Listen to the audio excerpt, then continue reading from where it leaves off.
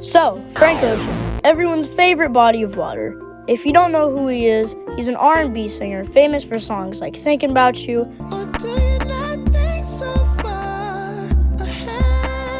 Pink Plus White, That's the way every day goes. and Chanel. My guy pretty like a girl. He has 2 studio albums, 4 including a mixtape and a visual album. Those aren't on streaming services though. Frank's last album, Blonde, came out 8 years ago. Wow. We get your point. He either hates his fans or he just hates making music, because in the past 8 years, he's released 9 singles.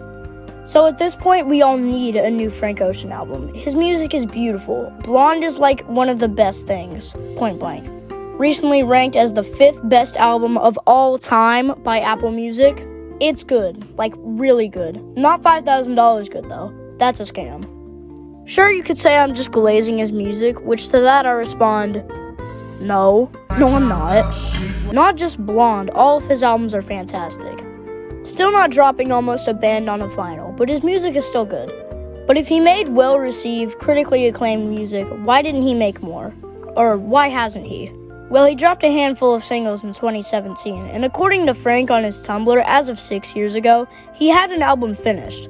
I think he was lying. If not, rude. But the closest we've gotten was in late 2019 with the 2 singles we got, DHL and In My Room. On the bottom of these covers, we can see 17 cutouts of Frank from other single covers yet to release for an album. But with the pandemic going on and Frank's brother sadly passing away later that year, RIP, I think he just scrapped the project. If it was done though, we'll still take it, just saying. So what's next for Frank's catalog? Well, he may drop this year if we're really lucky. No release dates have been announced or anything, but a year or 2 ago when he was at Coachella, he said he was working on an album. And late last year, we saw him in the studio working on music.